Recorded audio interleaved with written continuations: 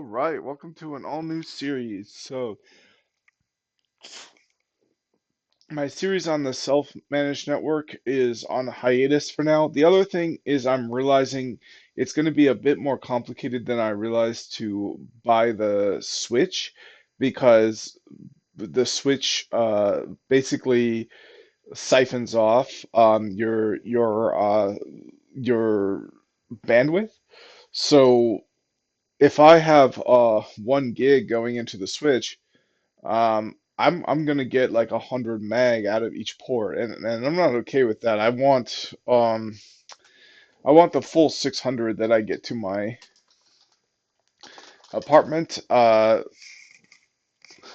want all of that. These are the scores I want on my desktop. So I'm not sure how I can have it both ways.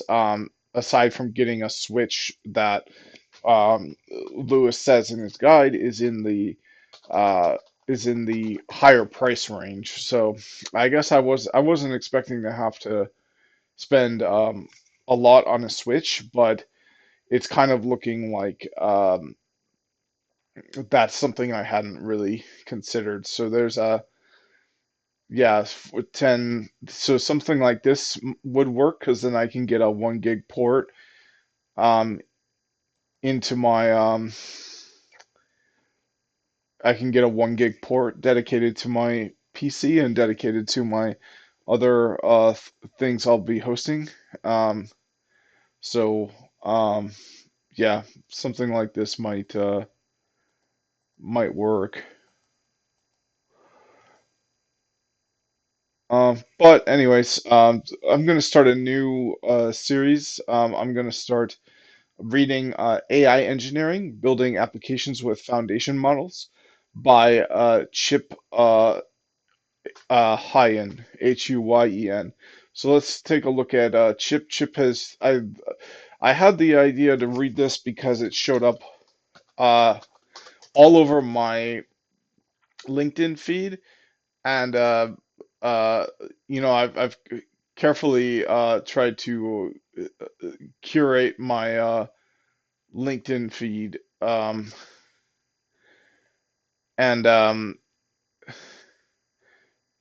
so if something pops up on it, that's usually like a pretty good sign. So, so yeah, I'm just trying to learn a little bit more about the author, who is a writer in computer science. Uh, so yeah, let's see if the author has a YouTube channel. That's a good idea to subscribe to follow them so things pop up on your feeds. Well, that's how it used to work. It's not really how it works anymore, but um, what the heck? Sorry, I'm just seeing a lot of like really familiar faces. This looks like someone that is part of the Plant Chompers channel, and then this looks like a famous juggler known as Vova Gelchenko, how he looks today. So it's just kind of blowing my mind because it'd be this weird clash up of like all the things I follow online, just all like weirdly coming together in a unusual way. But What are the many I think he looks a lot different. Vova has a different beard, and then she has a different sort of face. So okay, but sorry, my mind was kind of being blown for a second. But yeah, they're completely different people. All right, so yeah, it looks like she's just been premiered on some channels, but I don't see her. Oh, she does have a channel herself. Oh, and this is good. It looks like it's coming soon. So Copilot doing leak code channels, but it rained. Yeah, I'll subscribe to that. There might be some good stuff going out there. You never know if this is the same person. It looks like it is. You can see under the books. Yeah, these are the books that she's written. So she's already. This isn't her first book. So it's I think this is a good choice for my next series. All right, so with that, no further ado, let's get started and make a dent in this book here. So I got to open Kindle, which is hard to do. Okay, here it is. And here's the cover. Never judge a book by its cover, I guess. I don't know if that's good advice. All right, so it's already received some praise. So we can follow these people on LinkedIn as well. So this book offers a comprehensive, well-structured guide to the essential aspects of building generative AI systems. A must-read for any professional looking to scale AI across the enterprise. So let's follow this person on LinkedIn.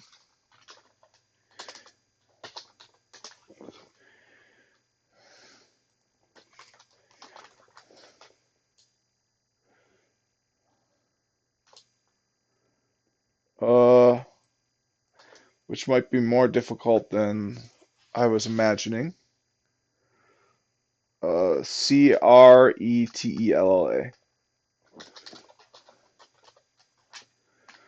Victoria.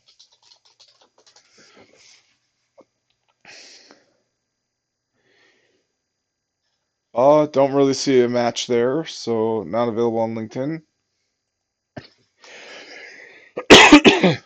Okay, Chip Huyen gets generative AI.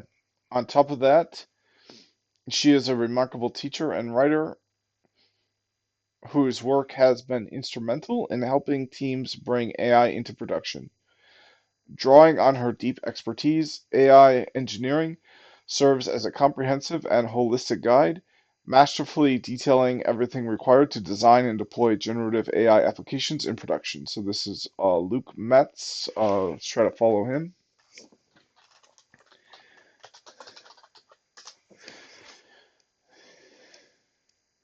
Yeah, this is him right here. Luke Metz, AI research. So I'll follow, see if he's, yep. So no posts yet or anything, but well, here's a post. So looks like he recently left OpenAI, which is, a lot of people have left there. So this is interesting.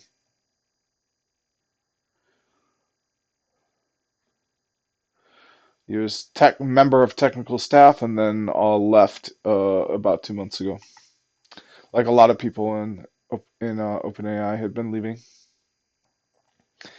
All right, so then every AI engineer building real-world applications should read this book. It's a vital guide to end-to-end AI system design, from model development and evaluation to large-scale deployment and operations. So this is Andrea Lop- Lopenko. So Lopatenko.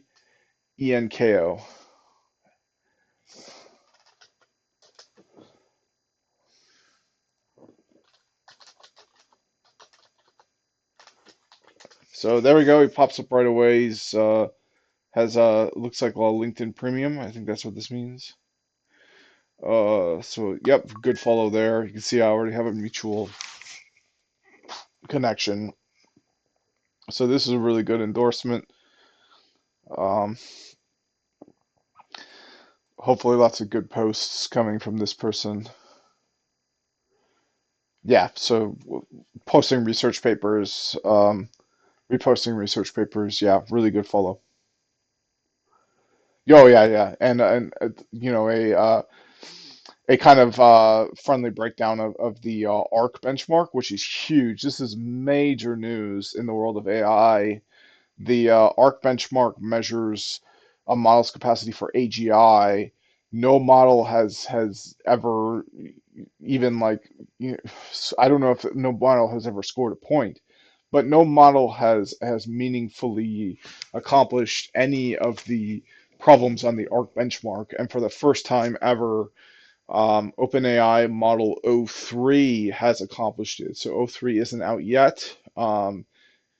So once that comes out, that will really start to change the world. Someone, a really good person to follow, Dwarkesh Bartel, one of my favorite people to follow. The reason that I uh, read that Situational Awareness by Leopold Aschenbrenner is because he had Leopold on his channel. So he said that, you know, like right now, December 2029, January 2025, we're in the February of AI. If you draw an analogy to COVID, because I think we can all remember COVID and January, February, all quiet on the Western Front, and then all of a sudden, mid-March, just everything just completely upturned on its head, and the world was we were in a whole different world. Everything was different. And he says that not only is that going to happen with AI, but we're at a moment directly preceding it, and it's going to take us all by surprise very soon. And he even goes on to make even crazier claims, which is while this is happening, you probably won't see it reported very well or at all in the news. So you have to be following people like this that explain to you what happened in AI. There was a AGI benchmark test named ARC, and the OpenAI o3 just solved it, where no other model could. So we're getting closer and closer to a point where this guy here, hey, how you doing, buddy? Hey there. I'm doing great. Thanks for asking. How about you? He's no longer just a normal, everyday, average guy. He's now a PhD professor or a compilation of professors giving their consensus on an issue, or the most intelligent, smartest entity humanity has ever seen. Smarter than any other human, smarter than any group of humans, smarter than any accomplishment of human over time. Like, we are entering a world where this, ordinary fellow right here, hey buddy, how's the weather? How you doing? Hey there. I'm doing great. Thanks for asking. How about you? As for the weather, it's looking pretty good today, around 75 degrees. Do you have any plans to enjoy the nice weather? That's going to be the smartest person you've ever talked to in your entire life. We are, according to Dwarkesh, um, as early as 1 month out from that, where you open that guy up, you talk to him, and it's like, oh my God, like everything, like all my problems in life are solved, like because I'm talking to the smartest person I've ever talked to in my life, and I'm already a little bit there because it's helping me count calories and lose weight, and like we're building we're tracking my calories, whereas I've tried to do that multiple times before on my own, and I'm just not like smart enough to do that or whatever, but we're figuring it out. So it's already a little bit there for me, but compared to what's to come, it's nothing. So so yeah, that's a good recommendation there. He has a lot of really good posts. All right, but we've got more still. So this book serves as an essential guide for building AI products that can scale. Unlike other books that focus on tools or current trends that are constantly changing, Chip delivers timeless foundational knowledge. Whether you're a product manager or an engineer, this book effectively bridges the collaboration gap between cross-functional teams, making it a must-read for anyone involved in AI development. So this is Eileen Bui.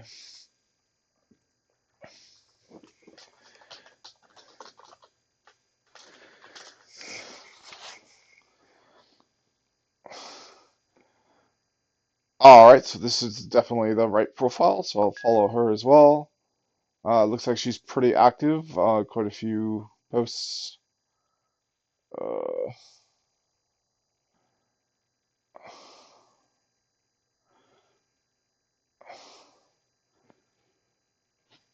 okay, so moving on to the next review. This is the definitive segue into AI engineering from one of the greats of ML engineering.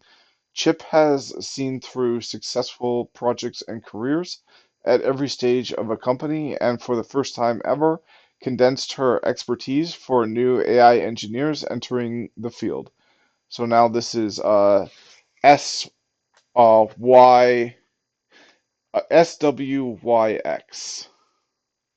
So an anonymous person or group of people.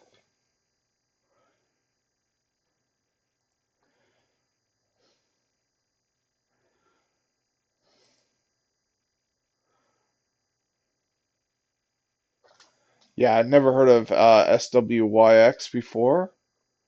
Um, so let's see if they have a YouTube channel.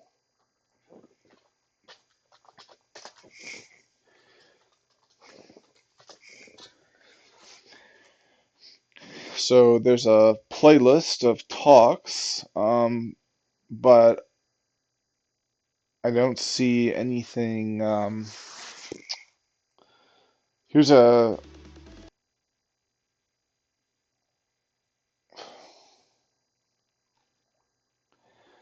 well, this looks like kind of a boring technical channel that I don't want to see every time I go on YouTube, so I'll subscribe to it on my technical account.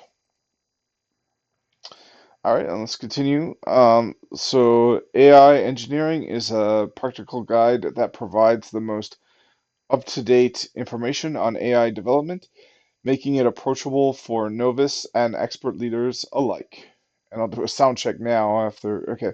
This book is an essential resource for anyone looking to build robust and scalable AI systems. This is from Vicky Relleman, Chief uh, Raiselman, Chief AI Solutions Architect at Mave Sparks. I've never heard of these companies. I mean, this is what's going to happen, right? It's like as this grows, a bunch of new companies are going to pop up.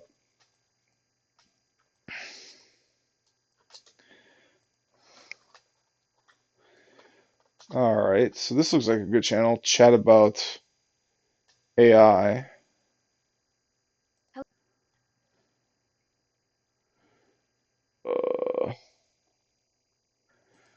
Let's see what else she's Hello, been hello on. everyone. Uh,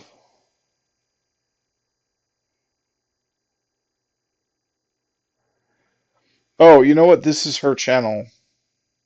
This is hosted by her. So yep, let's do it. All right, and then let's see if she's on LinkedIn, and she is. So we'll follow. Might as well follow.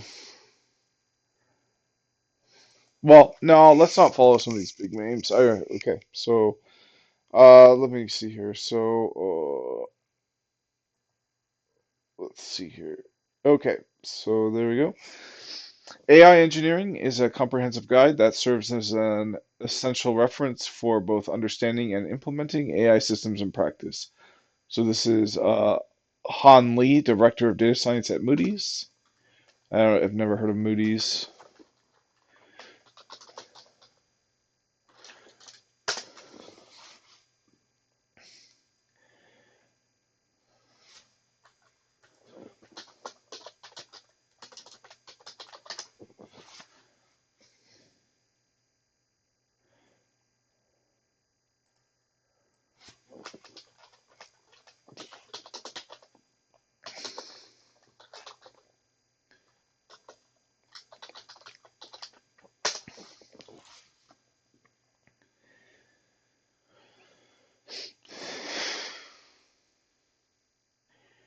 Nope, I don't see him.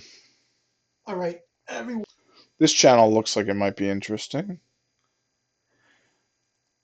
Better models faster. Okay.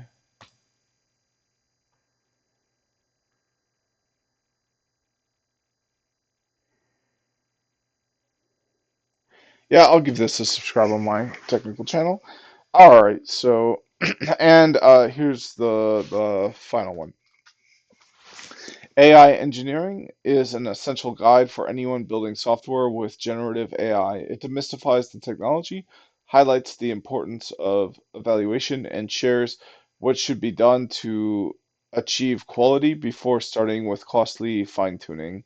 So this is from Rafal Kawala.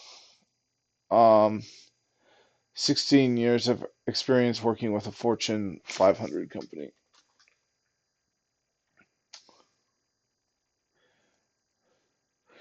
Senior AI engineering director.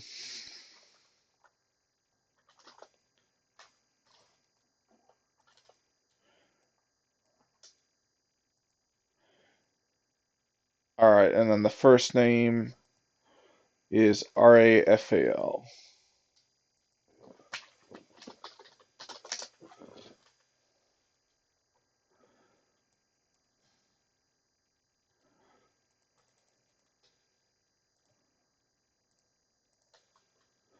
Yeah, looks like no social media presence. Oh, here we go. So it looks like he's all over LinkedIn.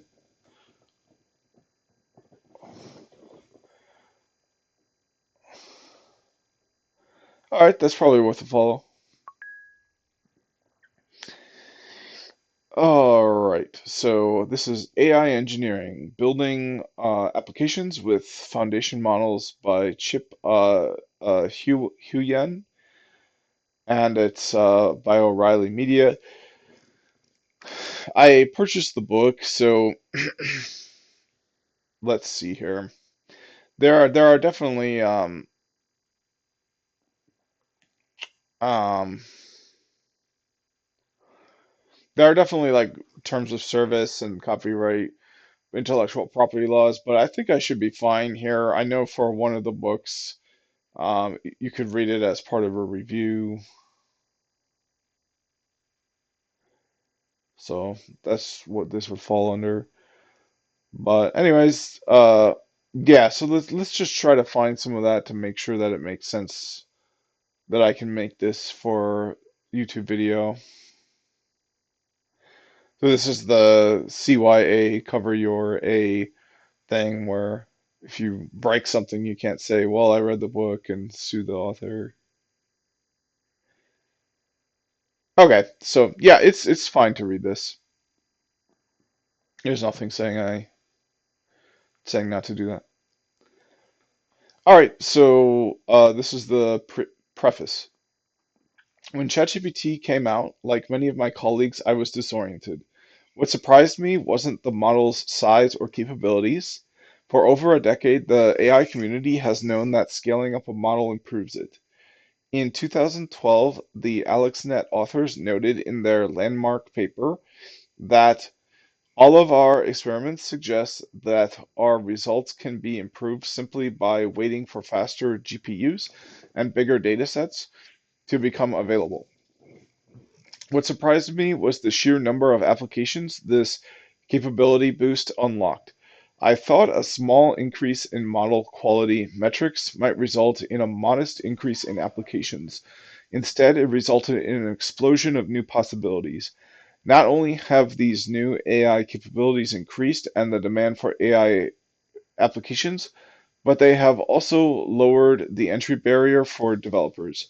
It's become so easy to get started with building AI applications.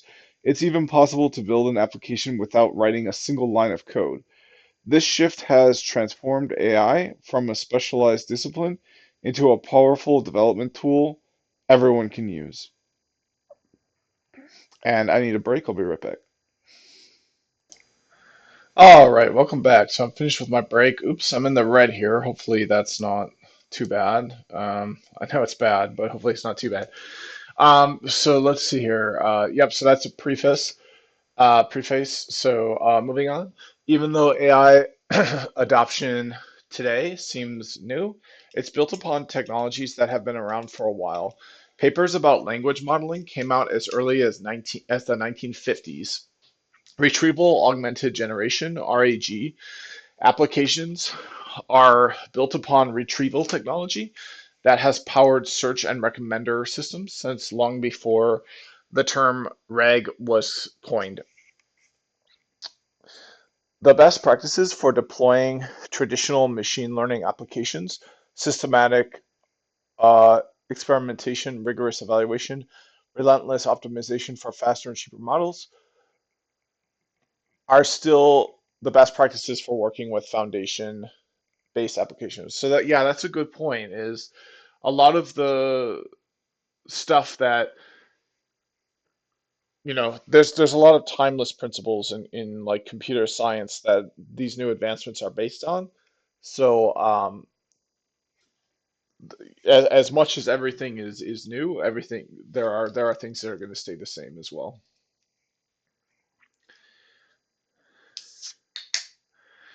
The familiarity and ease of many AI engineering techniques can mislead people into thinking there is nothing new to AI engineering. But while many principles for building AI applications remain the same, the scale and improved capabilities of AI models introduce opportunities and challenges that require new solutions.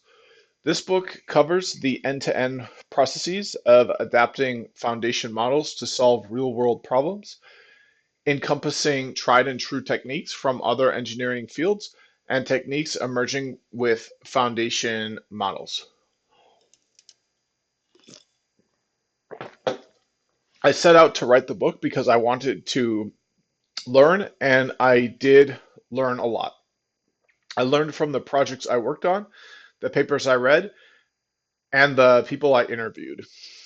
During the process of writing this book, I used notes from over 100 conversations and interviews, including researchers from major labs, OpenAI, Google, Anthropic, framework developers, NVIDIA, Meta, Hugging Face, Anyscale, LangChain, Llama Index, executives and heads of AI slash data at companies of different sizes, product managers, community researchers, and independent application developers.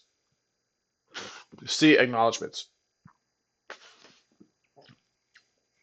I especially learned from early readers who tested my assumptions, introduced me to different perspectives, and exposed me to new problems and approaches.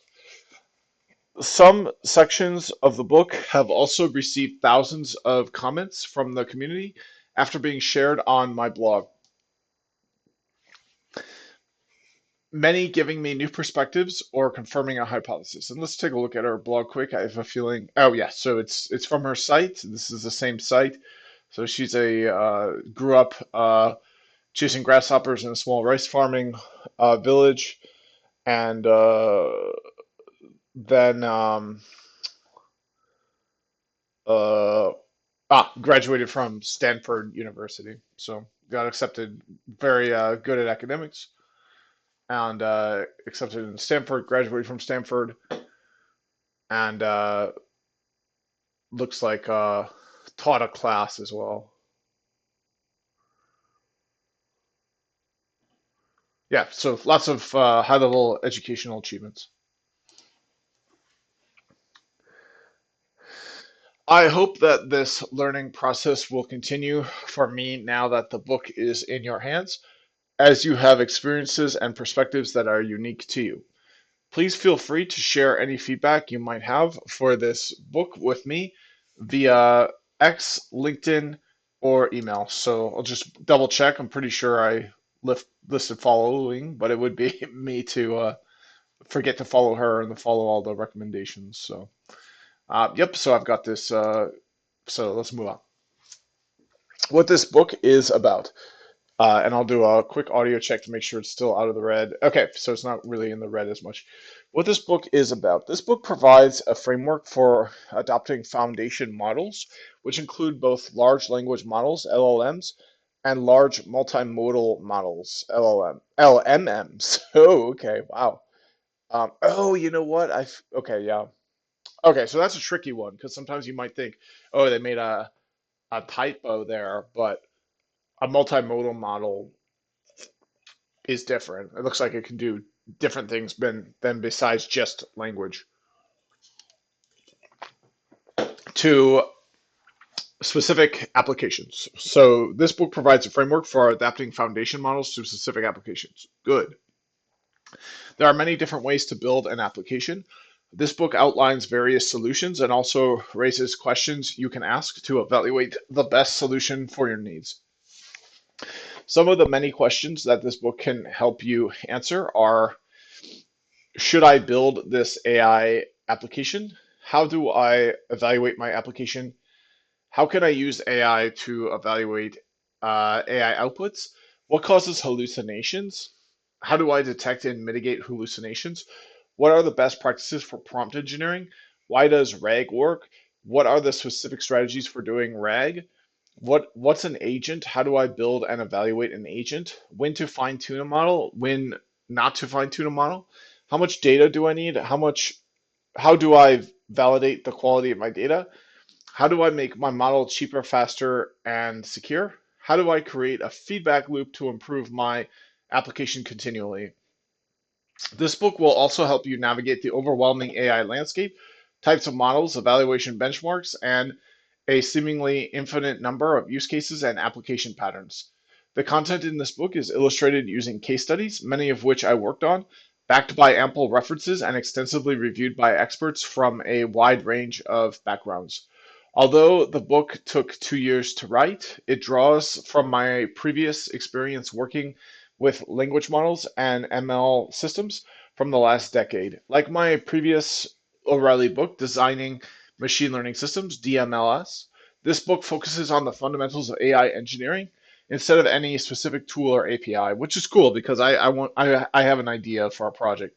Tools become outdated quickly, but the fundamentals should last longer. Yeah, so let me um, show something. So, to anyone out there that has used Visual Studio Code, has used Notepad++, like great, like to take notes. Okay, whatever, pick your poison, it's fine. But I've started using Obsidian lately because I've realized that basically like any other way I would take notes was like really bad. Like if I just open Notepad++, in some of my other videos, people might have noticed I have, a million tabs open on Notepad++. Well, none of these tabs are grouped together.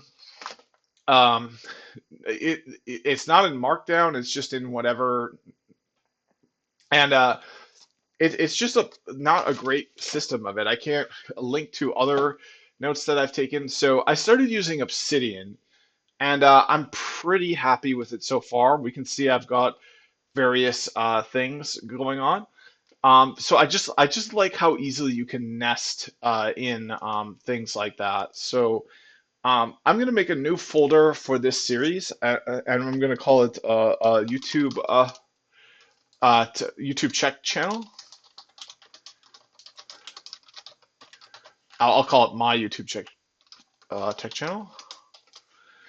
And I might do a rebrand of that sometime soon. It was called Graham's Networking Lessons, which I liked better than what it's called now.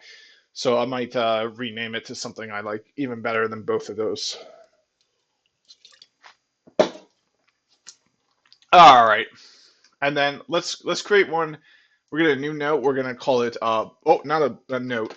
Let's make a new folder. So delete that, and then in here make a new folder. So we'll call it books, and then we'll make a new folder. I'll call it projects. Oops, and these here are misleading. It looks like if you click this, it ignores where you've been selected. So you have to right click on where you want it, and then click new folder. And we're gonna say projects, and then I'm gonna right click on this, new folder, and certifications. There we go. So now I'm set up for more success. This is such a better way of taking notes than putting in Notepad or whatever. You can see it's pretty similar to how I have my bookmark system as well. So we've got everything in files and folders there. So this is the way to do it is to use Obsidian. There's other ones. There's like Notion is a big one. But I always resisted this. I just thought that it like overcomplicated things, and like I thought I didn't need the features. I just needed to take a quick note. But I mean, you can see just how, you know, easy it is. It's not more complicated than my bookmark system. So, and then you can search through all your notes for something. You can there's this graph view, so you can make a mind map out of your notes. You can do a lot of like the features are there. If you don't want to use them, you don't have to, and you get this really clear. Um, so you have to make a vault when you start. So you get this really clear. Yeah. So you click here to your files, and you get this uh, a clear way to take notes. But oh, and you get a canvas as well. I don't know what that is, but I can delete that. Delete this. Yeah, so this is cool. A canvas. I'd never heard of that before. So, how do I create a new canvas? You get a command line. How do I create a new can? So I get a template. No template folder configured. Uh, and we live in the modern world, so all you got to do is use ChatGPT and you're good. How do I set up a template folder in Obsidian? To set up a template folder in Obsidian, follow these steps. 1. Enable the Templates plugin. Go to Settings, click on the gear icon in the bottom left. Navigate to Core Plugins. Scroll down and find Templates and make sure it's turned on. 2. Create a template folder. Create a new folder in your vault. You can name it something like Templates. Go back to Settings, then Plugin Options, and find Templates. In the Template settings, set the folder you created as the template folder location. Create and use templates. You can now create new notes in this folder to serve as templates. When you want to use a template, you can insert it into any note by using the Insert Template command, accessible via the command palette or by using a hotkey if set. This setup helps you quickly insert frequently used structures or content into new notes.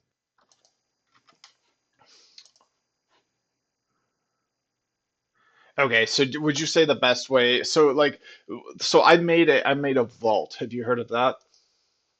Yes, a vault in Obsidian is essentially a collection of notes and files that you manage together. It's the main workspace, where you can organize your templates, notes, and other content. So setting up a template folder within your vault is definitely a great way to stay organized.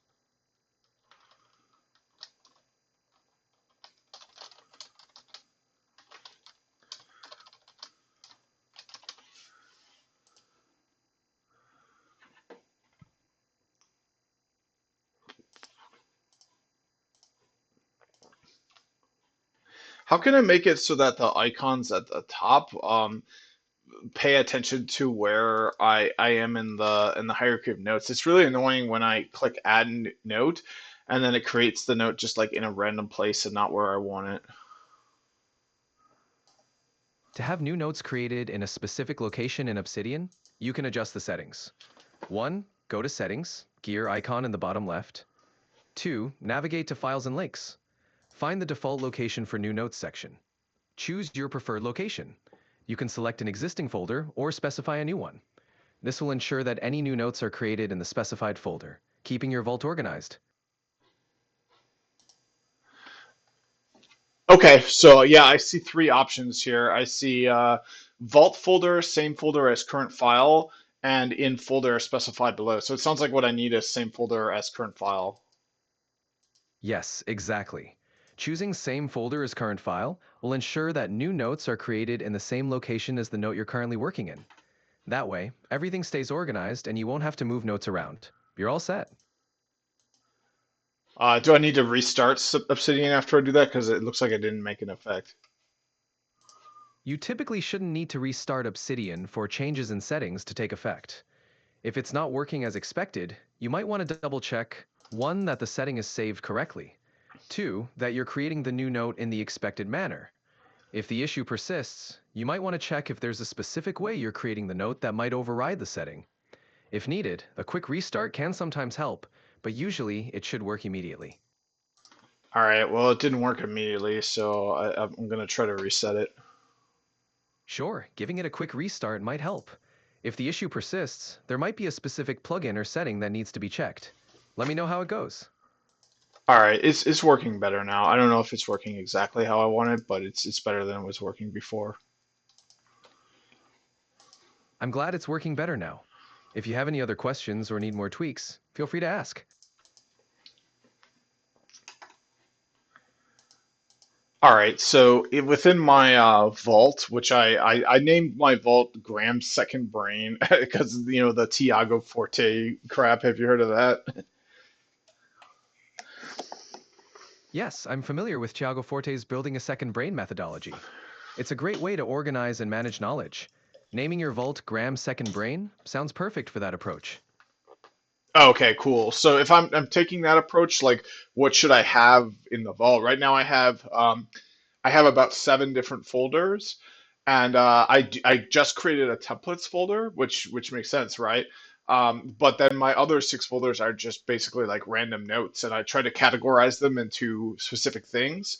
But is this the way to do it according to a second brain? Yes, creating a templates folder is definitely a great start. For a second brain approach, it's helpful to organize your vault in a way that makes retrieving and storing information intuitive. Here are a few tips. 1. Areas of focus. Have folders for different areas of your life or projects, like work, personal, health, or learning. 2. Resources. Include a folder for reference materials like articles, book notes, or guides. 3. Action items. Have a folder for tasks, goals, or things you're currently working on. 4. Archive. Keep an archive folder for completed projects or notes you don't need frequently but want to keep. This structure can help you stay organized and make it easier to find and manage your notes. Feel free to customize it based on your needs.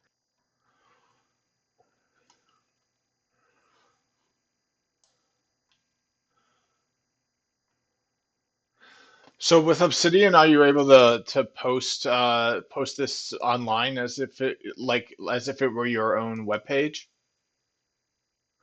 Yes, Obsidian has a feature called Obsidian Publish, which allows you to publish your notes online as a personal website. Here's how you can do it. 1. Enable Obsidian Publish.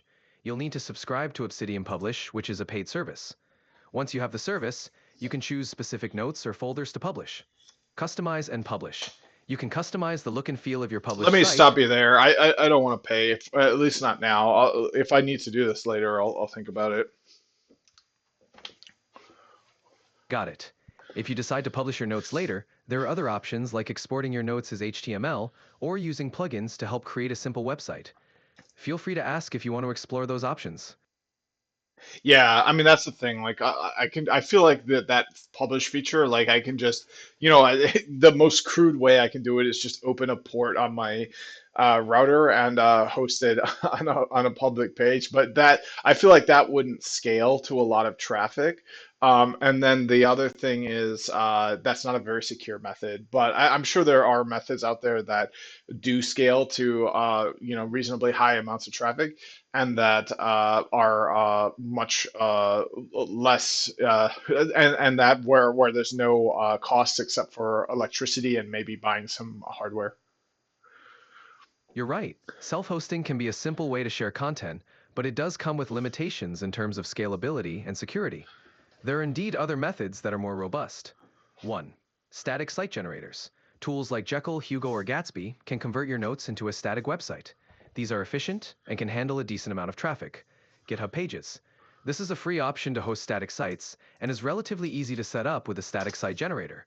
3. Content management systems. Platforms like WordPress can be hosted on affordable web hosting services and are more scalable. For now, you can keep exploring options that fit your needs without incurring costs. If you decide to scale up later, you'll have plenty of ways to do so securely and efficiently. Yeah, I've heard of Hugo before. I think I've done like a tutorial on it before. That's great. Hugo is a powerful and fast static site generator. Since you're familiar with it, you might find it a good option to convert your notes into a static website and host it on platforms like GitHub Pages. It's a cost-effective and scalable solution for sharing content. If you need help setting it up, feel free to ask.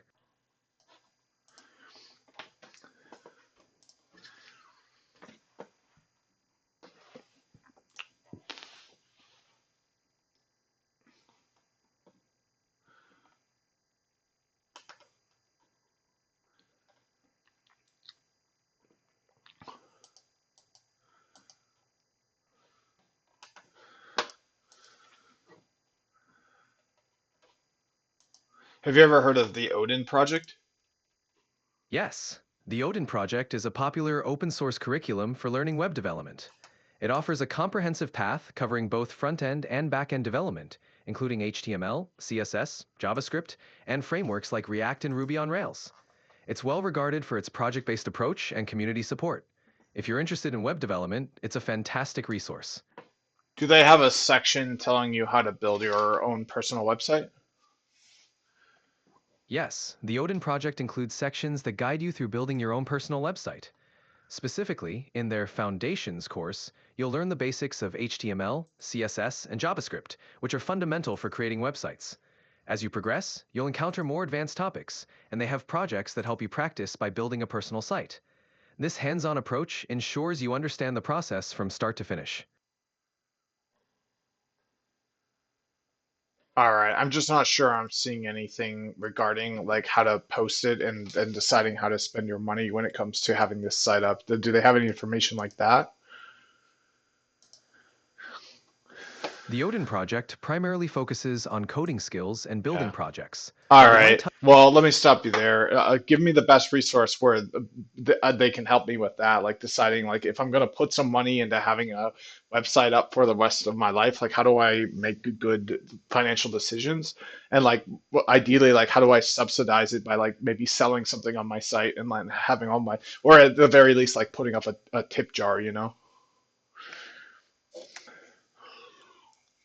For making good financial decisions about website hosting and monetization, you might find these resources helpful. 1. Namecheap's blog and guides. They offer great advice on choosing affordable hosting plans and managing domains. 2. Google's Web Fundamentals. Google's guides cover everything from site performance to monetization options, including setting up ads. 3. WordPress.com blog provides detailed information on different hosting options, website building, and monetization strategies. 4. YouTube channels like Income School or Create and Go offer practical advice on building and monetizing websites. 5. WebDev and Entrepreneur subreddits, communities where you can find advice and experiences from others who have done it. Combining these resources can help you make informed decisions about hosting and monetizing your site.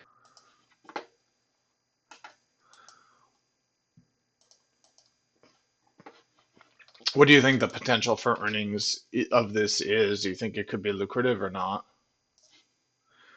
The potential earnings from a personal website can vary widely based on several factors. 1. Content quality and niche. If you create valuable, unique content in a niche with a strong audience, there's good potential. 2. Traffic. More visitors typically mean more opportunities for revenue through ads, affiliate marketing, or sales. 3. Monetization strategy. Effective strategies like selling products, offering services, or using ads can significantly impact earnings. 4. Consistency and engagement. Regular updates and strong engagement with your audience can build a loyal following, which helps with long-term revenue. Many people have found success and even lucrative income streams from personal websites, but it often requires patience, persistence, and strategic planning. It's definitely possible, especially if you leverage good financial decisions and find ways to monetize effectively.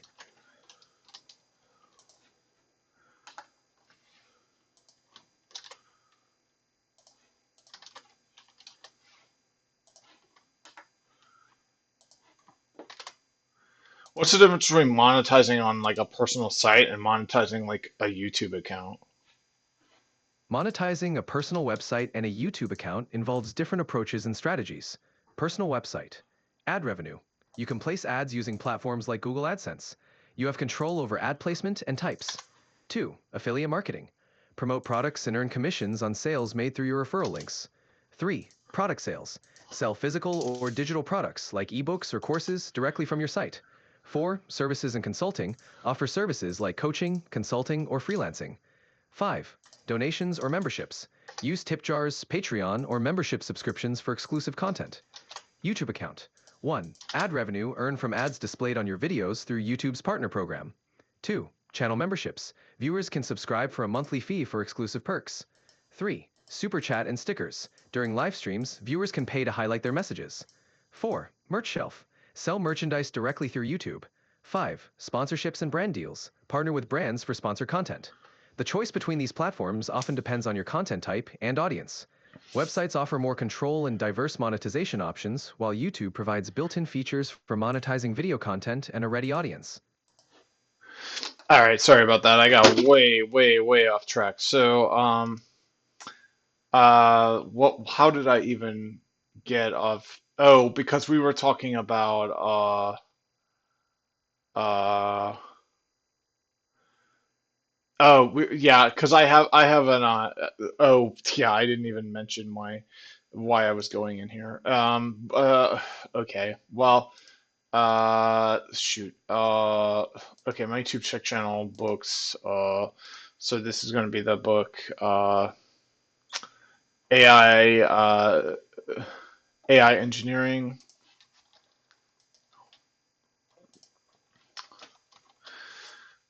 which I'll create in a folder.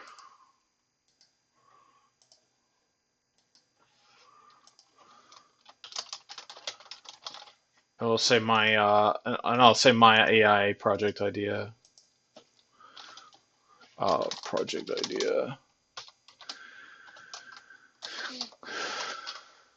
And I'll say ideas I'll put here. But the first idea I have is I want to integrate. I think it's music XML. Uh, yeah, I want to integrate music XML into LLMs. XML into LLMs so that they can read and write music.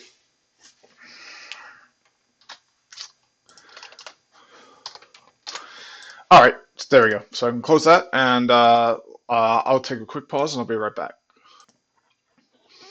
All right, and I am back. So continue on reading AI engineering, AIE, with designing machine learning systems, DMLS. So this is another book she wrote, an upsell sales pitch here.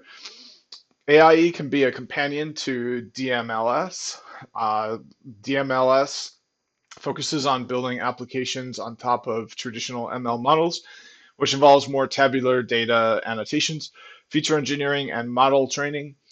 AIE focuses on building applications on top of foundation models, which involves more prompt engineering, uh, context construction, and parameter efficient fine tuning. Both books are self contained and modular, so you can read either book independently. Since foundation models are ML models, some concepts are relevant to working with both. If a topic is relevant to AIE but has been discussed extensively in DMLS, it'll still be covered in this book, but to a lesser extent, with pointers to relevant resources. Note that many topics are covered in DMLS, but not in AIE, and vice versa. The first chapter of this book also covers the differences between traditional ML engineering and AI engineering. A real world system often involves both traditional ML models and foundation models, so knowledge about working with both is often necessary. So determining whether something will last, however, is challenging. I relied on three criteria. First, for a problem, I determined whether it results from the fundamental limitations of how AI works, or if it'll go away with better models. If a problem is fundamental, I'll analyze its challenges and solutions to address each challenge. I'm a fan of the start simple approach, so for many problems, I'll start from the simplest solution and then progress with more complex solutions to address rising challenges. Second, I consulted an extensive network of researchers and engineers who are smarter than I am about what they think are the most important problems and solutions. Occasionally, I also relied on Lindy's law, which refers to the future life expectancy of a technology, which infers that the future life expectancy of a technology is proportional to its current age. So if something has been around for a while, I'll assume that it'll continue existing for a while longer. In this book, however, I occasionally included a concept that I believe to be temporary because it's immediately useful for some application developers or because it illustrates an interesting problem-solving approach. So let's take a look at the source for this. So the linear effect Wikipedia page, yeah, good page to go.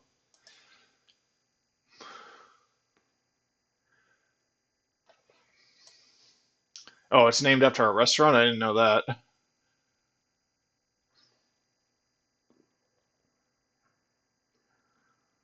That's interesting. All right, so what this book is not.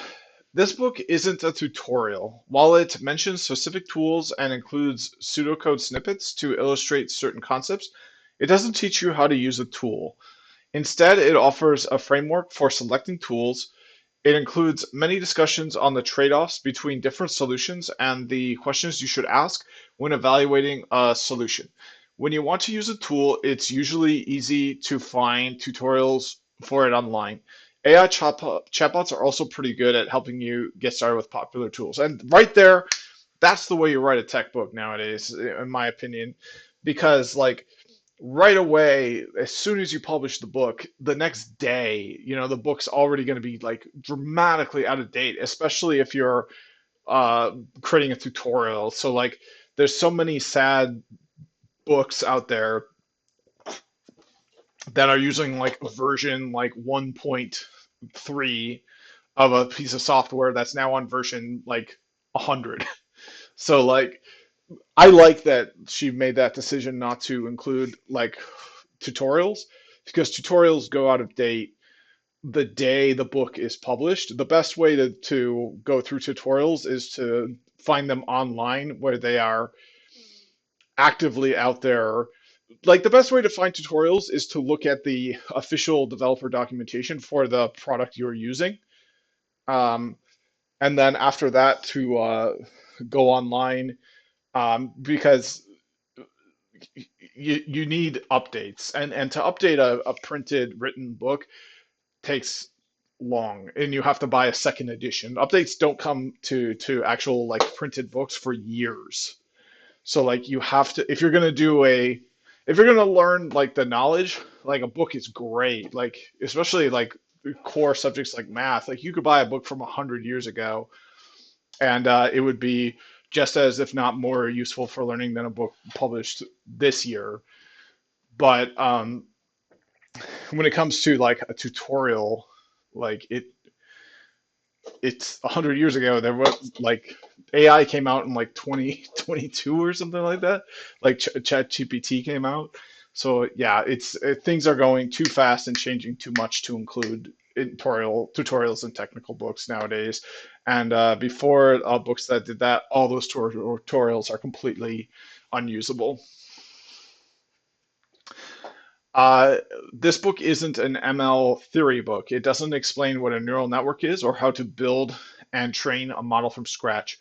While it explains many theoretical concepts immediately relevant to the discussion, the book is a practical book that focuses on helping you build successful AI applications to solve real-world problems. While it's possible to build foundation model-based applications without ML expertise, An understanding of ML and statistics can help you build better applications and save you from unnecessary suffering. So this isn't my first rodeo with reading ML stuff. So hopefully that'll save me, but I'm sure I'll make every mistake there is. You can read this book without any prior ML background. However, you will be more effective when building AI applications if you know the following concepts. All right, pop quiz. Probabilistic concepts such as sampling, determinism, and distribution. All right, so let's see what I know.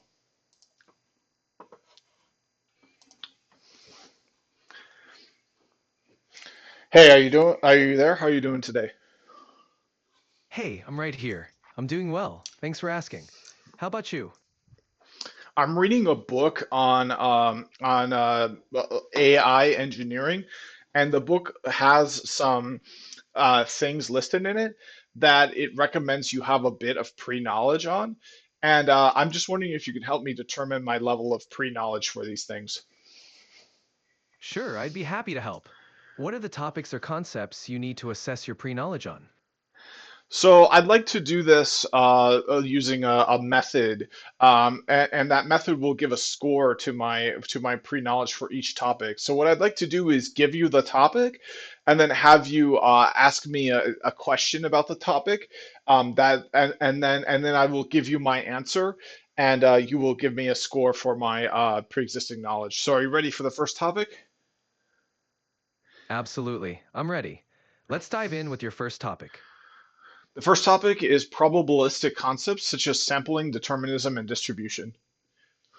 Great topic. Here's a question. Can you explain the difference between a discrete probability distribution and a continuous probability distribution? You know what? I think I can. So a discrete probability distribution is one where there's like a finite answer, or where like it's like the number ends, whereas a continuous one is one where the number like keeps going and never stops. So like for example, like discrete statistic would be like the number of cars in a lot, whereas a continuous statistic would be like oh shoot, like the amount of time in the universe. That's a solid understanding. You're correct. A discrete probability distribution deals with finite or countable outcomes, like the number of cars in a lot. A continuous distribution, on the other hand, involves an infinite range of possible values, like measuring time. I'd say you have a good grasp on this concept. Hell yeah, thank you, sir. So let's move on to the next one. All right, what's the next topic you'd like to cover? Machine learning concepts such as supervision, self-supervision, log likelihood, gradient descent, back propagation, loss function, and hyperparameter tuning. Great. Here's a question. Can you explain the role of a loss function in training a supervised machine learning model? Oh, just barely. Like if I really sit down and think about it, I might come up with something, but a loss function. Oh man, no, I don't think I can. No worries. The loss function measures how well a machine learning model's predictions. That's okay. The loss function measures how well your model's predictions match the actual target values. It's a way to quantify the error, guiding the model during training. If you have more questions, For feel the free to most ask. complete and up-to-date information about the U.S. election, please visit news sources like the Associated Press, atpnews.com/hub/election-2024, What the hell? The Reuters like U.S. election? www.reuters.com/world/election/, or check What with is your going state or on? local election authority. I don't know why it's talking about elections. That was weird. Anyway, yeah, it's still buggy and glitchy. I've never heard it do that before, where it just starts talking while it's talking. But anyway, yeah, I did very poorly on that one. Um, so let's keep the conversation going. Okay, well, I did pretty poorly on that one. So why don't you very briefly give me a short summary and reminder of these concepts? So start by giving me a reminder of the supervision machine learning concept. Sure. In supervised learning, a model is trained on a labeled dataset, meaning each training example includes input data along with the corresponding correct output. The model learns to map inputs to outputs, improving its predictions based on this feedback. Feel free to ask about any of the other concepts. Perfect. Now move on to self-supervision. Self-supervision is a learning approach where the model generates its own labels from the input data, often by predicting parts of the input or transformations of the data. This way, the model learns useful representations without needing manually labeled data. Let me know if you'd like to go over more concepts. Yes, now tell me about log likelihood. Log likelihood is a measure used to evaluate how well a statistical model explains the observed data. It calculates the probability of the observed data given the model parameters, and taking the logarithm helps in simplifying calculations and enhancing numerical stability. If you have any more concepts to review, just let me know. Yeah, so next move on to gradient descent. Gradient descent is an optimization algorithm used to minimize the loss function in machine learning models. It works by iteratively adjusting the model's parameters in the opposite direction of the gradient of the loss function with respect to the parameters. This helps the model gradually find the parameter values that minimize the error. Feel free to ask about more concepts. Backpropagation. Backpropagation is a key algorithm for training neural networks. It works by calculating the gradient of the loss function with respect to each weight by using the chain rule, and then it updates the weights in the opposite direction of the gradient to minimize the error. Essentially, it's how neural networks learn from their mistakes. If you have more topics or questions, feel free to continue. Now, when you say the chain rule, is that the same thing from like calculus that I learned about in like high school calculus books, or is it like using that same word for a different meaning that is relevant to this and not to calculus? Yes, it's the same chain rule from calculus you learned in high school. In backpropagation, the chain rule is used to compute the gradient of the loss function with respect to each weight in the network by breaking down complex derivatives into simpler parts. It's a fundamental concept applied in this context. All right, and what is the chain rule again? I don't remember.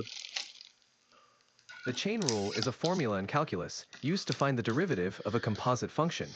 Essentially, if you have a function that can be thought of as one function inside another, the chain rule helps you find its derivative by multiplying the derivative of the outer function by the derivative of the inner function. Let me know if you'd like an example. No, that's okay. Let's move on. Okay, thanks for that summary. I didn't do so well on this one, unfortunately. So let's move on to the next topic. No worries, you're doing great by going through all these concepts. What's the next topic you'd like to cover? The next topic is various neural network architectures, including feed-forward, recurrent, and transformer. Awesome topic. Here's a question to get started. Can you describe the main difference between feed-forward neural networks and recurrent neural networks? I literally like just read about this, but I don't think I can. Oh man, I wish I could, but honestly, I gotta throw in the towel and say I can't. That's completely fine. Feed-forward neural networks have connections that move in one direction, from input to output, without any loops. Recurrent neural networks, on the other hand, have connections that loop back, allowing them to maintain a form of memory about previous inputs. If you want to dive deeper into any of these, just let me know. Okay, so can you only do backpropagation on a recurrent neural network? No. Backpropagation can be applied to any neural network, including feed-forward and recurrent neural networks. For recurrent neural networks, a variant called backpropagation through time, BPTT, is used to handle the sequential nature of the data. If you have more questions or want to explore further, feel free to ask. Well, how can you do backpropagation on a feed-forward network if it only goes forward? Backpropagation involves two phases, a forward pass and a backward pass. During the forward pass, the data moves forward through the network to generate predictions. In the backward pass, the error is propagated backward to update the weights. Even though the data flows forward during the forward pass, the backward pass is where learning occurs by adjusting the weights. Feel free to ask more questions. Okay, so the difference between a recurrent and a feed forward is that in a feed forward, even though you have both a forward and a backward pass, there are no loops in the pass. Each pass is directly deterministic from one end to the other, whereas recurrent, you'll have some loops. So like, am I making sense here or am I way off base? You're on the right track. In feed-forward networks, data flows in one direction from input to output without cycles, and both the forward and backward passes are straightforward. In recurrent networks, there are loops that allow information to persist, creating a form of memory. This makes them suitable for sequential data. You're doing great. Feel free to ask more questions if you'd like. So is the concept of long short-term memory, long LSTM, is that relevant here, or is that apply to a different field? Yes, LSTM is very relevant here. LSTMs are a type of recurrent neural network designed to handle the vanishing gradient problem and better retain information over long sequences. They have special units called memory cells that can maintain information for long periods, making them particularly effective for tasks involving sequential data. Great connection. Yeah, I remember that from reading a book before. So it sounded like it was relevant here, and it's relevant because it's a enhancement to recurrent networks. Is that correct? Exactly. LSTMs enhance recurrent networks by addressing their limitations, especially when it comes to learning long-term dependencies. They help the network remember information over longer sequences, making them powerful for tasks like language modeling, translation, and more. You're spot on. What's the main enhancement to a feed-forward neural network architecture? One main enhancement to feed-forward neural networks is the introduction of deep learning through multiple hidden layers. This creates deep neural networks, which can capture more complex patterns and data. Adding techniques like dropout for regularization and batch normalization for faster training and improved performance are also key enhancements. Let me know if you like more details. All right, well, tell me about the transformer neural network architecture. Is that what the T means in GPT? Exactly. The T in GPT stands for transformer. Transformer neural networks are designed to handle sequential data, but differ from recurse networks by using self-attention mechanisms, which allow them to weigh the importance of different words in a sequence. Tasks like language modeling, translation, and more. Transformers process entire sequences in parallel, making them more efficient and powerful for many tasks compared to traditional RNNs. Feel free to ask more if you're interested. So why can't you make like why do you need a transformer neural network architecture to make ChatGPT? Why can't you just make it with feedforward or recurrent neural network architectures? You need transformer architectures, like those in GPT, because they excel at handling long-range dependencies and capturing the context of words over long sequences. Feed-forward networks process inputs independently and don't retain sequence information. Recurse networks can handle sequences but struggle with long-range dependencies and are computationally intensive. Transformers, using self-attention, can efficiently model complex relationships in data, making them ideal for tasks like language generation in ChatGPT. All right, well, I did pretty bad on that one too. So, but all right, well, it's okay. The author says that you can read this without any prior ML background, but you'll be more effective building the applications if you know the following concepts. So there's one final concept. So let's move on to the last one and see where I'm at with that one.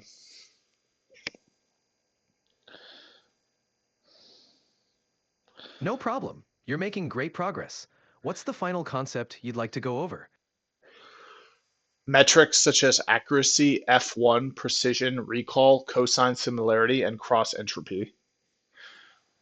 Great. Let's start with a question. Can you explain the difference between precision and recall in the context of evaluating a classification model? I absolutely cannot. This is a moment where I feel like I my answer would be me accidentally farting. No worries at all. Precision measures the accuracy of the positive predictions, while recall measures how well the model identifies all relevant instances. If you have more questions or want to dive into any other concept, just let me know. Wait, can you say that again? I didn't hear you. I was laughing at my own joke. Of course, precision measures the accuracy of the positive predictions, while recall measures how well the model identifies all relevant instances. Precision focuses on the correctness of the positive results, while recall emphasizes capturing all the true positives. If you need more details, feel free to ask. Man, okay, this is probably my weakest one. But let's go through let's just as we did for the neural network architectures. Let's go through each one. So let's start with accuracy, and I want you to give me a brief explanation of that, and we'll go through each of them. Sure. Accuracy is the ratio of correctly predicted instances to the total instances. It gives a general measure of how often the model is correct. Next, let's go over F1 score. It's the harmonic mean of precision and recall, providing a balance between the two, especially useful in imbalanced datasets. Want to continue with precision? Yeah, let's continue with precision. Let's take it one at a time. So tell me about precision, and then next we'll move on to recall. Sure. Precision measures the accuracy of positive predictions. It's calculated as the number of true positive results divided by the total number of predicted positives, true positives plus false positives.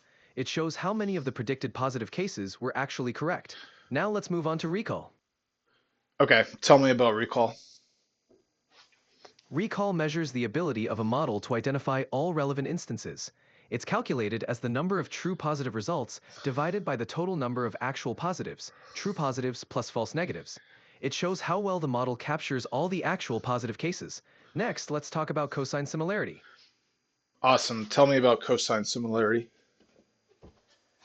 Cosine similarity measures the cosine of the angle between two non-zero vectors. It's often used to assess the similarity between two pieces of text or documents, where each vector represents the term frequency. The closer the cosine similarity is to 1, the more similar the two vectors are. Finally, let's cover cross entropy. Yes, let's do it. Please continue. Cross entropy is a loss function commonly used in classification tasks. It measures the difference between the predicted probability distribution and the true distribution of the target classes. It's particularly effective for evaluating models that output probabilities, helping the model learn how well its predictions match the actual labels. If you have more questions, feel free to ask. Thanks. I think that's it for now. So yeah, thanks for your help. I probably am going to have trouble building an AI application, but I should be able to get through reading the book. You're welcome. Don't worry, everyone starts somewhere, and you'll get more comfortable with these concepts as you go along. Good luck with the book, and feel free to reach out if you need any more help. All right, so if you don't know them yet, don't worry, that's me. This book has either brief high-level explanations or pointers to resources that can get you up to speed. Who this book is for. This book is for anyone who wants to leverage foundation models to solve real-world problems. This is a technical book, so the language of this book is geared toward technical roles, including AI engineers, ML engineers, data scientists, machine engineering managers, and technical product managers. This book is for you if you can relate to one of the following scenarios. You're building or optimizing an AI application, whether you're starting from scratch or looking to move beyond the demo phase into production ready stage. You may already be facing issues like hallucinations, security, latency, or costs, and need targeted solutions. So, yep, ding, ding, ding, that does apply to me. It's part of another series I'm doing, and it's called yeah. So I'll show the other playlist that I'm doing. This is the oh, where is it? It's gone. Oh yeah, the micromanager playlist. Uh, so yeah, on codecartel.codes, it explains more about that. So yep, that applies to me for sure. So micromanager, kind of creating our own version of Devon, to put it in a simple way. All right, so there we go. Perfect. That one applies to me. So the second one is you want to streamline your team's AI development process, making it systematic, faster, and reliable. Definitely want that. You want to understand how your organization can leverage foundation models to improve the business's bottom line and how to build a team to do so. Definitely want that in this era. I think there's going to be a lot of really successful people that did that, so I'd like to be one of them. You can also benefit from the book if you belong to one of the following groups: tool developers who want to identify underserved areas in AI engineering to position your products in the ecosystem. Yes. Researchers who want to better understand AI use cases. Job candidates seeking clarity on the skills needed to pursue a career as an AI engineer. That's me. I would like to be an AI engineer. Um, Anyone wanting to better understand AI's capabilities and limitations and how it might affect different roles. I love getting to the bottom of things, so some sections will dive a bit deeper into the technical side. While many early readers like the detail, it might not be for everyone. I'll give you a heads up before things get too technical. Feel free to skip ahead if it feels a little too in the weeds. Navigating this book. This book is structured to follow the typical process for developing an AI application. Here's what this typical process looks like and how each chapter fits into the process. Because this book is modular, you're welcome to skip any section that you're already familiar with and that is less relevant to you. Before deciding to build an AI application, it's necessary to understand what this process involves and answer questions such as, is this application necessary? Is AI needed? Do I have to build this application myself?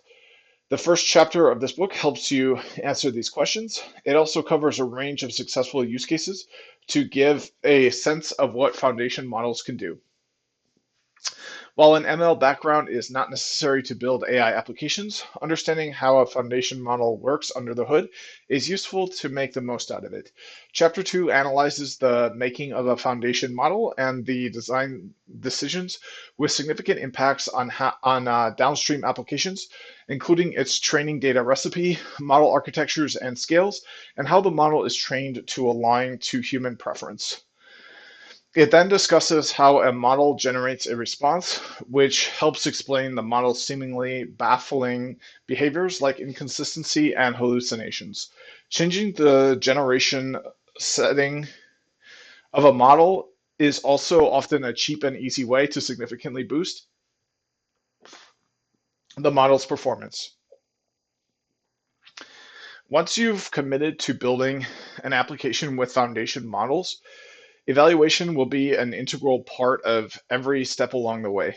Evaluation is one of the hardest, if not the hardest, challenges of AI engineering.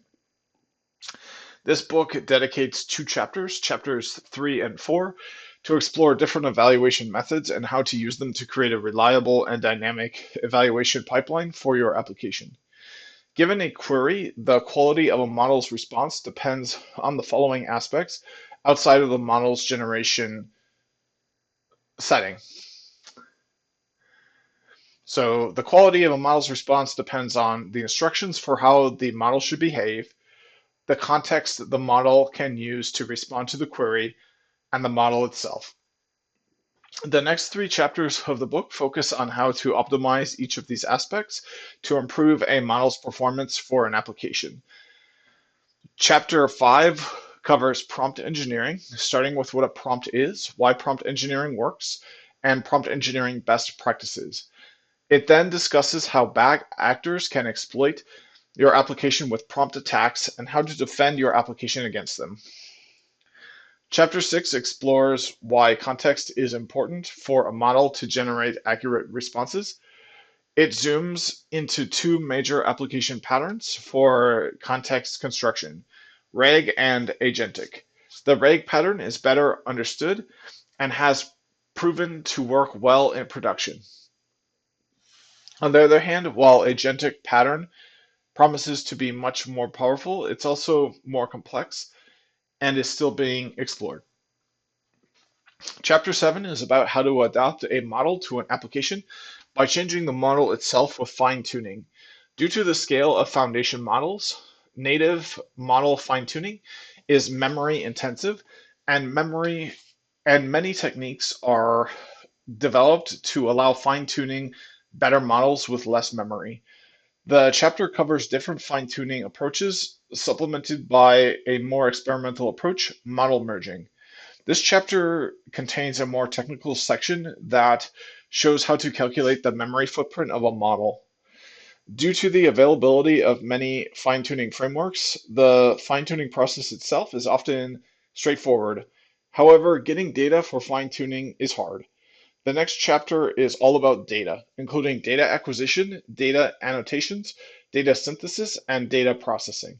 Many of the topics discussed in Chapter 8 are relevant beyond fine-tuning, including the question of what data quality means and how to evaluate the quality of your data. If chapters 5 to 8 are about improving a model's quality, chapter 9 is about making its inference cheaper and faster. It discusses optimization both at the model level and the inference service level. If you're using a model API, in other words, someone else hosts your model for you, this API will likely take care of the inference optimization for you. However, if you host the model yourself, either an open source model or a model developed in-house, you'll need to implement many of the techniques discussed in this chapter.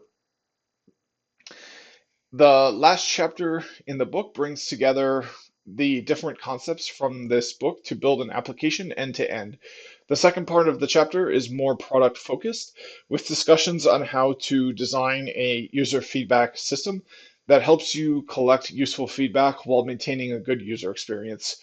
Note, I often use we in the book to mean you, the reader, and I. It's a habit I got from my teaching days, as I saw writing as a shared learning experience for both the writer and the readers.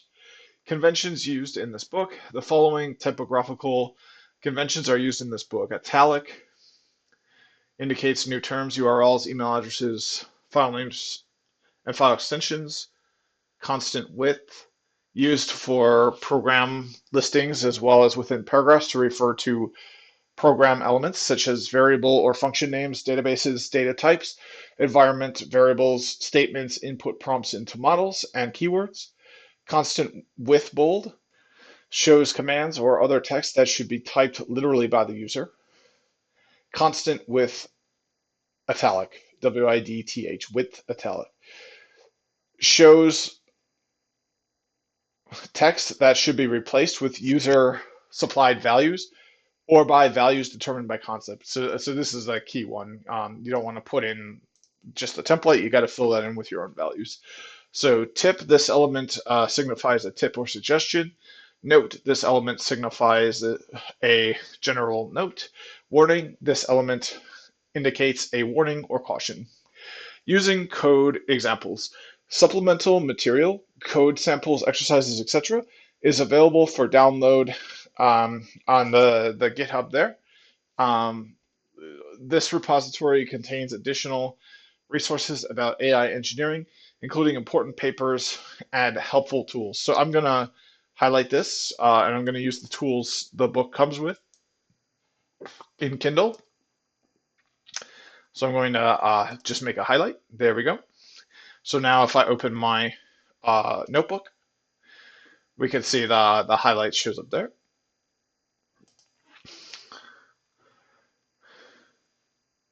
So this repository contains additional resources about AI engineering, including important papers and helpful tools.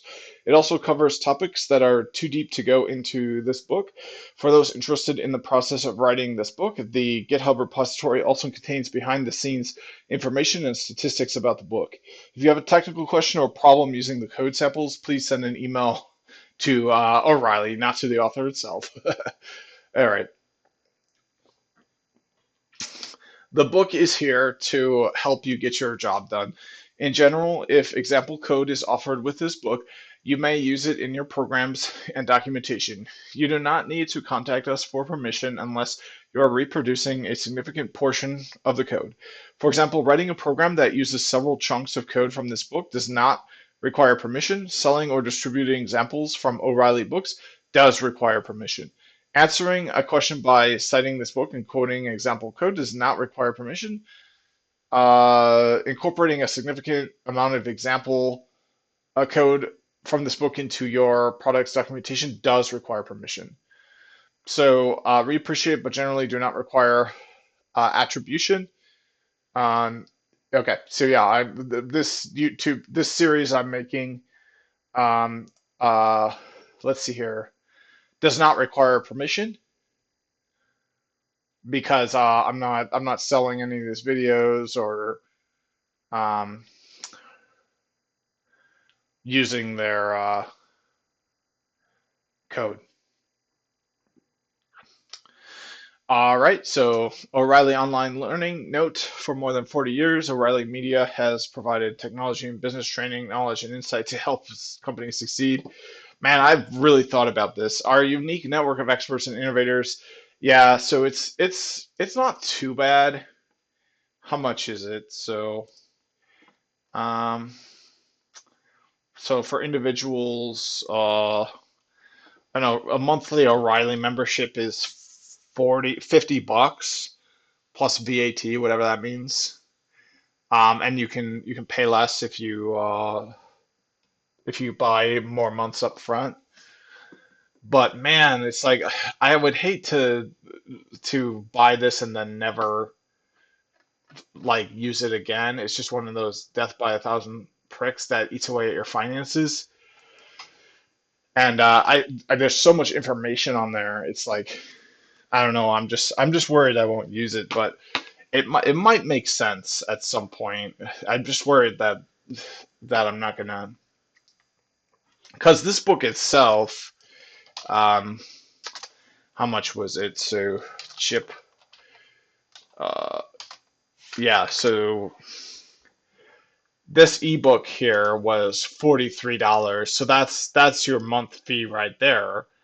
But it's a fallacy to think that because this book is gonna take like 3 months to read. So by the time you finish this book and moved on to the next book, if you buy the book direct, you paid $40, but if you got a subscription and read it on your subscription, you paid $150. And if the idea is, well, I'm going to read, um, so for $150, you'd have to read uh, 4 books, about 4 books, at least more than 3 books, uh, to get your uh, to get the value for that. So you have to read this whole thing in under a month, which is just kind of crazy. I mean, we've seen how long it's taken me to. Now, granted, I read things out loud, which makes me a lot slower, but like, and I make videos out of it, which slows me down.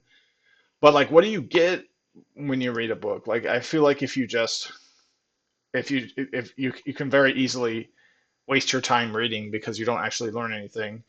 But this is another book. I don't know if it's O'Reilly Media, but we can see the part five. So part 5.3 was 6 months ago. Part one was 8 months ago. So it took me about 2 months to read this one. So yeah, I think I'm better off just buying the book straight up than getting the subscription because by the time I finish this book, I'll have paid for 2 months of O'Reilly Media, which will be $100. Whereas, and then I doubt I would have read anything but this book. And if I did, then it just delays the time I finish reading this book. So yeah, I don't know. I've thought about it, but it's just if I feel like it doesn't make as much sense as just buying the book direct and not buying anything else until I finish the books I already have. Like that saves money over time because it takes you a few months. It takes you like 2 months or more to finish a really difficult, dry technical book. So like if you have a subscription to O'Reilly Media, like you're more likely to get distracted, jumping from book to book, and then by the time you finish it, in subscription fees, you've paid more than you would have if you just bought the book direct. All right, well, moving on. So, acknowledgments. This book would have taken a lot longer to write and missed many important topics if it wasn't for so many wonderful people who helped me through the process. Because the timeline for this project was tight, 2 years for a 150,000 word book that covers so much ground. I'm grateful to the technical reviewers who put aside their precious time to review this book so quickly. Luke Metz is an amazing soundboard who checked my assumptions and prevented me from going down the wrong path. Han Chung Lee, always up to date with the latest AI news and community development. And this might be a good one because I follow a few uh, new AI news YouTubers, and I'm a little bit dissatisfied with them because um, they didn't like Hugging Face. If we go to, because I mean, they don't talk about Hugging Face as much as I'd like to. And then the other thing is there's a Hugging Face leaderboard,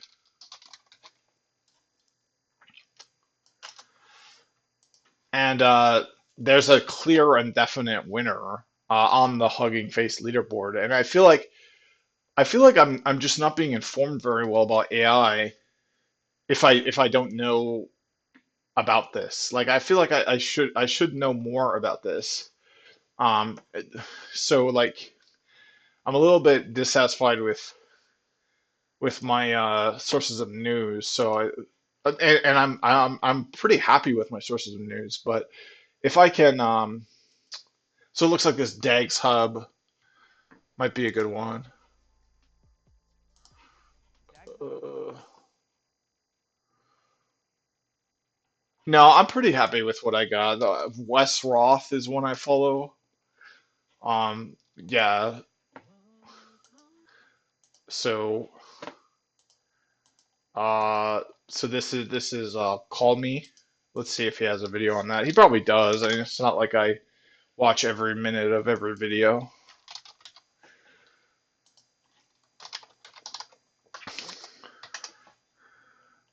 Uh,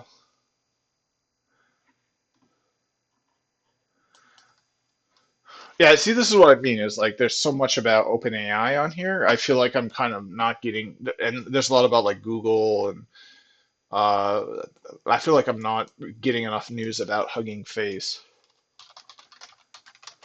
which is just all Hugging Faces is it's almost like GitHub. It's a place for independent AI developers to come together.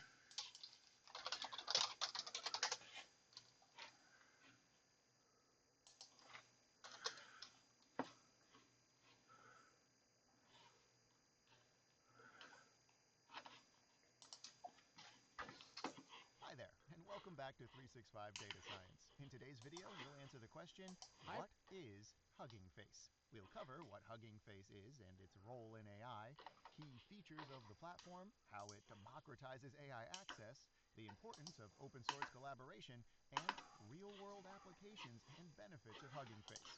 I guess if you want the best news from Hugging Face, you just go to Hugging Face .co.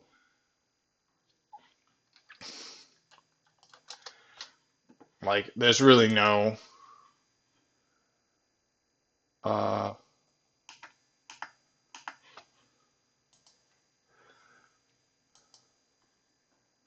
oh, and here's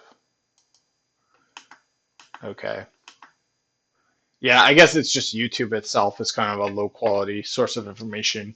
So Hugging Face is the way to go.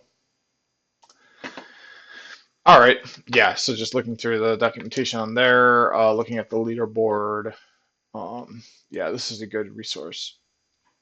Getting off of YouTube is how you stay informed. All right, so speaking of which, let's keep reading this book. All right, so this news and community development leader pointed the author toward resources that she had missed. Luke and Han were the first two to review my drafts before I sent them to the next round of technical reviewers, and I'm forever indebted to them for tolerating my follies and mistakes.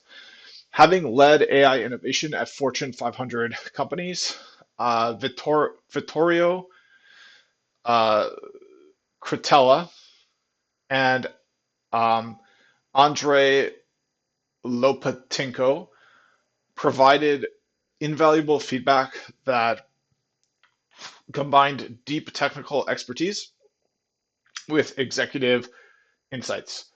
Vicky Rizelman helped me ground my content and keep it relevant for readers with a software engineering background. Eugene Yan, a dear friend and amazing applied scientist, provided me with technical and emotional support. Sean Yang of SWYX. I don't know. I keep skipping over the W. I think I do have a little bit of small dyslexia. Provided an important vibe check that helped me feel more. That's why I like reading out loud too. I feel like it helps a lot. Helped me feel more confident about the book. Sanyam Bhutani, one of the best learners and most humble souls I know, not only gave thoughtful written feedback, but also recorded videos to explain his feedback. Kyle Cranen is a star deep learning lead who interviewed his colleagues and shared with me an amazing write up about their fine tuning process, which guided the fine tuning chapter. Mark Sarufin, an inquisitive mind who always has his finger on the pulse of the most interesting problems, introduced me to great resources on efficiency. That looks like a good one. So both Kyle and Mark's feedback was critical in writing chapters 7 and 9. So I don't know what she means by efficiency. I'm guessing she means as applied to AI engineering. But if she means otherwise, if she means efficiency with like getting the book done and like having a lifestyle that allows her to like write books, then that'd be good. Oh, you know what? This looks like a good channel. Yeah, this looks like a good channel that has a lot of like real meat to it. So I'm gonna follow that and let me see if he's on LinkedIn and follow him there as well.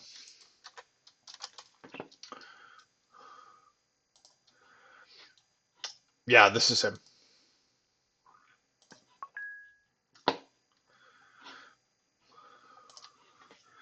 All right, and I'll do a sound check because now's a good time for that.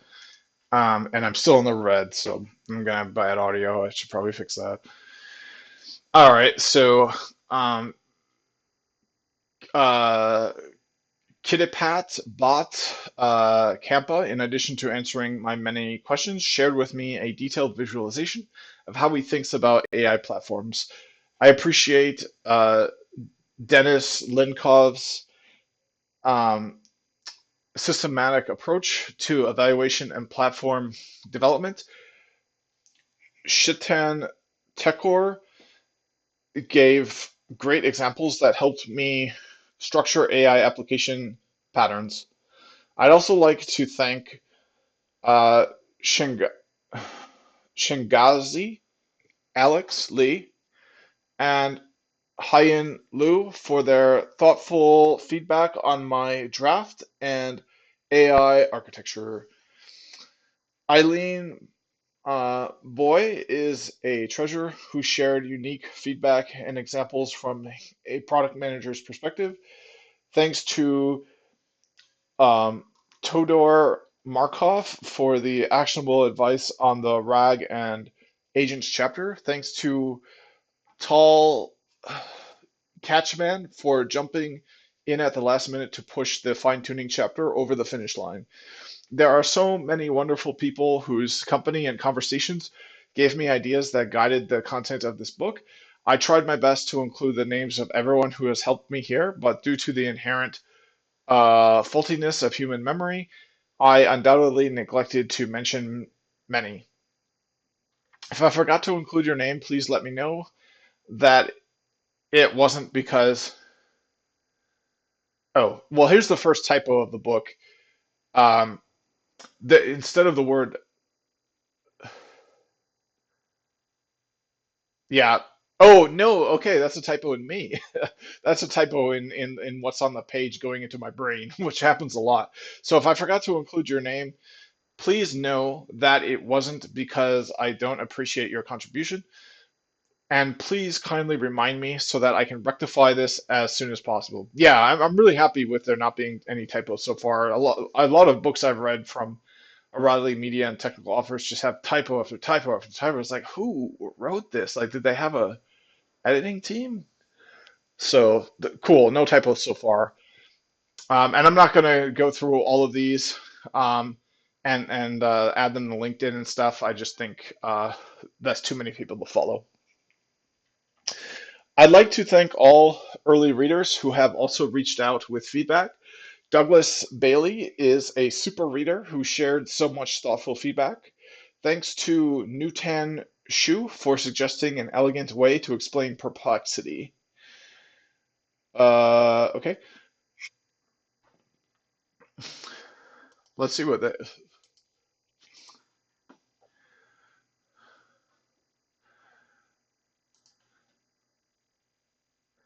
Explain perplexity in an elegant way.